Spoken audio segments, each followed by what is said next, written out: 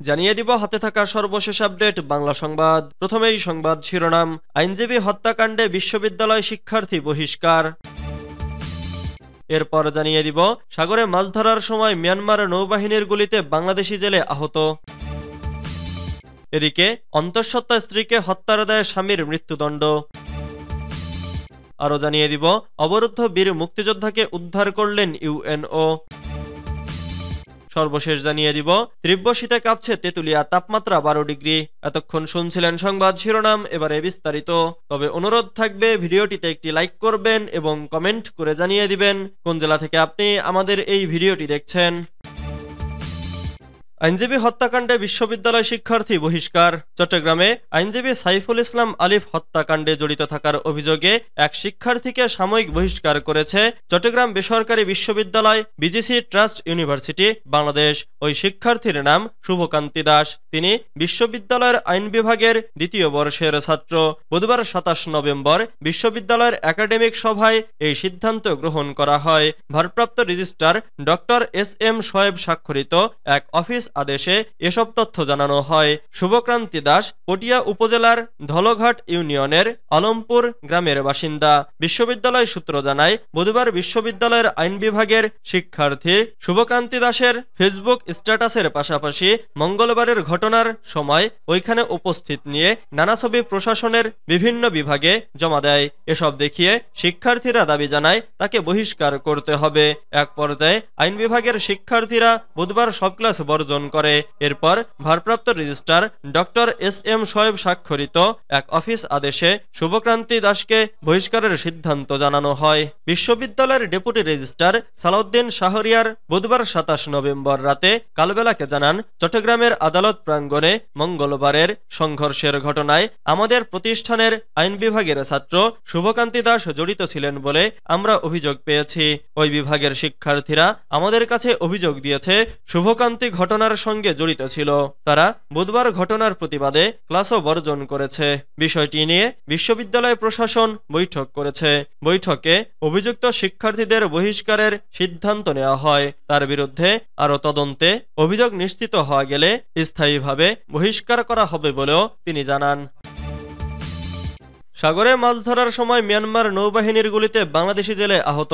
কক্সবাজারের টেকনাফে বঙ্গোপসাগরে মাছ ধরার সময় মিয়ানমার নৌবাহিনীর গুলিতে বাংলাদেশি এক জেলে আহতের খবর জানিয়েছে বিজিবি। বুধবার 27 নভেম্বর দুপুরে সেন্ট মার্টিন দক্ষিণ পূর্বে বঙ্গোপসাগরে এ ঘটনা ঘটে। গুলিবিদ্ধ জেলে মোহাম্মদ এরশাদ সেন্ট মার্টিন দ্বীপের গলাচিপায় বসবাস করেন। গুলিবিদ্ধ ওই ব্যক্তির নাম মোহাম্মদ এরশাদ। তিনি সেন্ট মার্টিন গলাচিপা এলাকায় বসবাস করেন, তবে তিনি খাগড়াছড়ি জেলার বাসিন্দা। এসব তথ্য নিশ্চিত করে সেন্ট মার্টিনের প্যানেল চেয়ারম্যান আক্তার কামাল বলেন, দ্বীপের আলীজোহরের মালিকানাধীন ট্রলারে 6 জেলে সাগরে মাছ শিকারে যান। এ সময় সেন্ট মার্টিন দক্ষিণ পূর্বে বঙ্গোপসাগরে মিয়ানমারের নৌবাহিনীর সদস্যরা জেলেদের ধাওয়া করে। এক পর্যায়ে তাদেরকে উদ্দেশ্য করে গুলি চালায়। এতে এক জেলে গুলিবিদ্ধ হন। দ্বীপের বাসিন্দা ট্রলারের নিজামুদ্দিন জানান, সেন্ট মার্টিন সংলগ্ন সাগরে মাছ শিকারকালে মিয়ানমার নৌবাহিনীর একটি জাহাজ থেকে জেলেদের ওপর গুলি চালানো হয়। এতে এক জেলে গুলিবিদ্ধ হয়েছেন। তার ডান হাতে গুলি লাগে। জেলে গুলিবিদ্ধ ঘটনাটি স্বীকার করে বিজিবি টেকনাফ 2 ব্যাটালিয়নের অধিনায়ক মেজর মোহাম্মদ ইশতিয়াক মুর্শেদ বলেন, সাগরে মাছ শিকারের ভুলক্রমে জেলেকে গুলি করে। পরে তারা আহত জেলেকে চিকিৎসা দিয়ে ফেরত পাঠিয়ে দেয়। তবে বিষয়টি নিয়ে আমরা আরো খোঁজ খবর নিচ্ছি।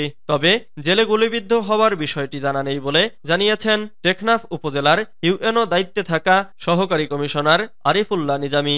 এর আগে 11ই অক্টোবর মিয়ানমারের নৌবাহিনীর গুলিতে এক জেলে নিহত হন। এ ঘটনায় আরো জেলে গুলিবিদ্ধ হয়েছিল। সেই সময় বাংলাদেশের পক্ষ থেকে এ ঘটনায় কড়া প্রতিবাদ জানানো হয়েছিল। অন্তঃসত্ত্বা স্ত্রীকে হত্যার দায়ে স্বামীর মৃত্যুদণ্ড।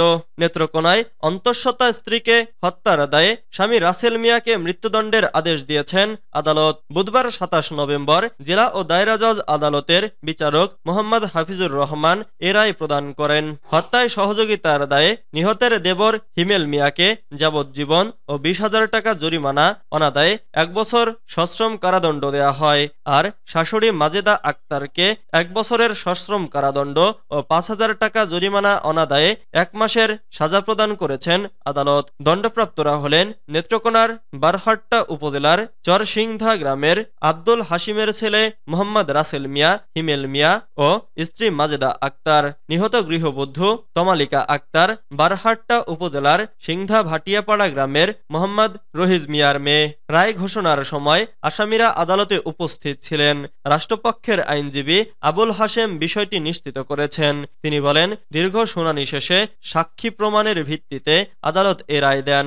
মামলার এজাহার সূত্রে জানা যায়, ২০১৯ সালে রাসেলের সঙ্গে তমালিকার বিয়ে হয়। এর আগে আসামি রাসেল তার আগের স্ত্রী রোকেয়াকে তালাক দিয়ে তমালিকাকে বিয়ে করেন, কিন্তু বিয়ের কিছুদিন যেতে না যেতেই রাসেল স্ত্রী রোকেয়ার সঙ্গে যোগাযোগ করতে শুরু করেন। এ নিয়ে তমালিকার সঙ্গে রাসেলের ঝগড়া হয়। রাসেল তাকে মারপিট করায় তমালিকা বাপের বাড়ি চলে যান। পরে গ্রামের মাতব্বরদের মাধ্যমে বিষয়টি মীমাংসা করে তমালিকাকে আবার স্বামীগৃহে পাঠান। ২০২০ সালের ৮ জানুয়ারি রাতে খাওয়ার পর তমালিকা ঘুমিয়ে পড়েন, কিন্তু পরদিন তার স্বামীর ঘরের বারান্দায় তমালিকার গলাকাটা লাশ পাওয়া যায়।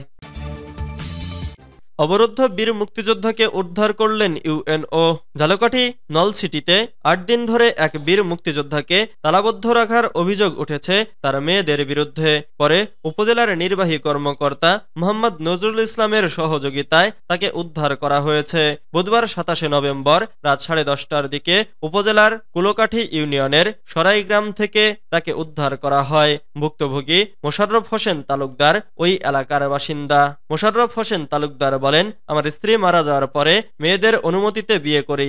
আমার স্ত্রীকে নিয়ে নলছিটিতে বাসা ভাড়া থাকি। গত ১৯ নভেম্বর আমাকে ধরে এনে মেয়ের বাড়িতে তালাবদ্ধ করে রাখে। জোর করে জায়গা জমি দলিল করে নিতে চায়। পরে আমার স্ত্রী জানতে পেরে ইউএনও স্যারকে জানালে তিনি আমাকে উদ্ধার করেন। এ বিষয়ে মোশাররফ হোসেনের মেয়ে রেবা আক্তার ও লাকি আক্তার বলেন, তিনি আমাদের জন্মদাতা পিতা। তিনি আমাদের সবকিছু থেকে বঞ্চিত করেছেন, তাই তাকে আটকে রাখা হয়েছে। আমাদের সবকিছু দিতে হবে। তীব্র শীতে কাঁপছে তেঁতুলিয়া, তাপমাত্রা ১২ ডিগ্রি। হিমালয়ের কাছাকাছি হওয়ায় পঞ্চগড়ের তেঁতুলিয়ায় তীব্র শীত আর কনকনে হিমশীতল ঠান্ডায় তাপমাত্রা ১২.২ ডিগ্রিতে নেমে গেছে। ফলে শীতের দাপটে কাবু হয়ে পড়েছে এ অঞ্চলের মানুষ। বৃহস্পতিবার ২৮ নভেম্বর সকাল ৬টায় তেঁতুলিয়ায় ১২.২ ডিগ্রি সেলসিয়াস তাপমাত্রা রেকর্ড করা হয়। বিষয়টি নিশ্চিত করেন পঞ্চগড়ের তেঁতুলিয়ার প্রথম শ্রেণীর আবহাওয়া অফিসের জ্যেষ্ঠ আবহাওয়া পর্যবেক্ষক জিতেন্দ্রনাথ রায়। এদিকে তাপমাত্রা কমে যাওয়ায় সবচেয়ে দুর্ভোগে পড়েছে শ্রমজীবী ও খেটে খাওয়া মানুষ। শীত ও ঠান্ডার কারণে কাজে বের হতে পারছেন না তারা। উত্তরীয় হিমেল হাওয়া ও কনকনে ঠান্ডায় গরম কাপড়ের অভাবে শীতকষ্টে পড়েছে এ জনপদের মানুষ। বিশেষ করে সন্ধ্যার পর থেকে হালকা কুয়াশায় ঢেকে যাচ্ছে রাস্তাঘাট, লোকালয়। সেই সঙ্গে হিমেল বাতাসে জুবুথুবু অবস্থা মানুষের। কাজকর্ম ব্যাহত হচ্ছে নিম্ন আয়ের লোকজনের। রাতে বৃষ্টির মতো পড়ছে কুয়াশা। হাড় কাঁপানো ঠান্ডায় দুর্ভোগে পড়েছে বয়স্ক ও শিশুরা।